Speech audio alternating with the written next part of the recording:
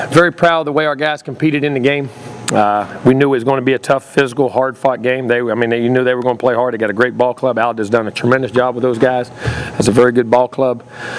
They came in and battled. We played hard, played physical. That was a physical football game.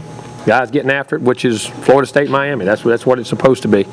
But we still have some things we got to continue to grow on. But I'm very proud to handle an emotional game at home. Sometimes those are even harder to handle when you go on the road, because on the road it's you against the world. Here you get the emotion's good, but sometimes it can push you too much. You know what I'm saying? But our crowd was tremendous. I'd like to say thanks to them. I thought our assistant coaches did a great job in the game preparing, and then I think they did a great job at halftime on the adjustments and things we were able to do coming out the second half. Our defense was stellar in the second half.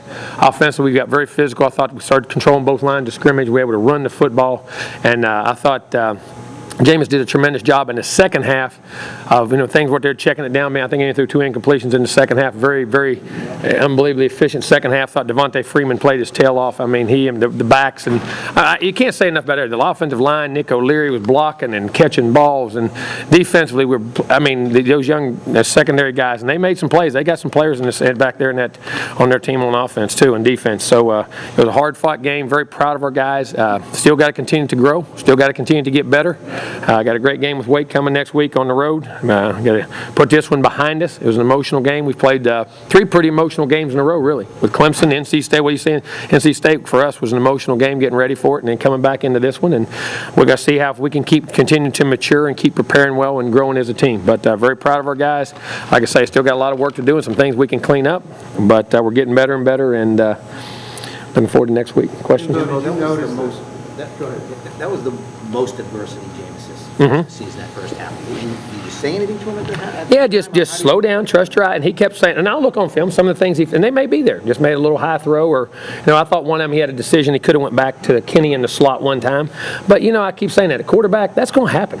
I mean, when I see Peyton the other day threw 3 picks after throwing about 9 games without one. When you keep making decisions as a quarterback, you're continuing to make one wrong. But I was extremely proud of the way he dealt with that and put it behind him and come out the second half. Like I said, I think even if they went 2 incompletions in the second half, managed the game through a lot of critical checkdowns. We were getting the ball downfield and just hitting the dump downs underneath, hitting the screens, hitting the flares, and letting the guys work, hitting Nick O'Leary at tight end, just letting those guys work for him.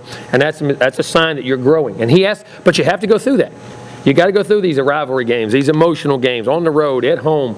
That's all part of his. I keep forgetting he's a freshman too. I mean, I'm not used to him making very many mistakes either.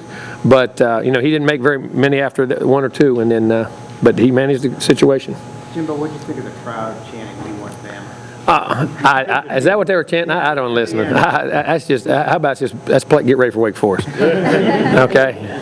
If the time comes, it'll come. But we just got to take the next game. But the crowd was tremendous tonight. I mean, the atmosphere, the environment. I mean, that's why you come to Florida State. All the recruits that are here and all the people, and they know you can't love to play in front of that now. Something's wrong with you. Jimbo, Devontae was your leading receiver tonight. Was that a game plan coming into the program? Well, we knew I thought they would 7, 8 men drop at times, and get down the field. So we talked about being patient, being underneath, not that they weren't going to give up tons of big plays. And I thought that was what would happen, and that is what happened at times. We hit some big plays, but at times we had to be patient and then stay with the chains and be long drive, a lot of yak yards. We thought that was how it was going to be, and I'm very proud of that. What he gave you both catching and running the ball. Oh, I mean, the guy. Let me tell you, that little guy now. I say little guy. He's shorter than I am. Remind him of that. What a warrior! You talk about a Seminole warrior. You talk about a guy whose heart and soul is on the. But Carlos is that way, Wilder's that way, all of them. But that guy right there now, there is not a ounce of bad in his whole body. I mean, it's not. He's a tremendous human being. Coach, I know it's pretty early to tell, but is there any update on how Terrence is feeling? Who? Terrence.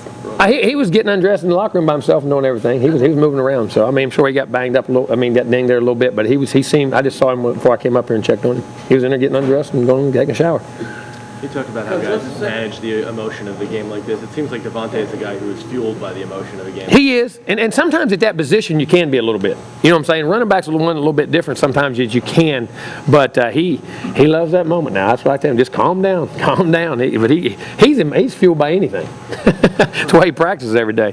But he was, and he played a tremendous football game. You really seemed to hit your stride after that little altercation in the third quarter. Did that have Well, we were hitting it as we were going down that drive right there. We just, and as that game goes on, sometimes your emotion kind of comes down a little bit, which is what you want, and then you're able to execute. And I always say this, emotion's great, but you can't have too much emotion where you can't execute and play in the game. You know what I mean? But we stayed focused and, competed in the game. That's what I'm talking about. We competed and stood up and matched the intensity. Coach, 4-touchdown win over the number 7 team in the country. Is this impressive enough for you to vote your team number 1? I'll get into that. This is a very good football team. I'm going to tell you, that's a very good football team. We just played. And, beating them 4 touchdowns, you don't do that very often. That doesn't happen. And, again, I say this. I love our football team. I love our football team.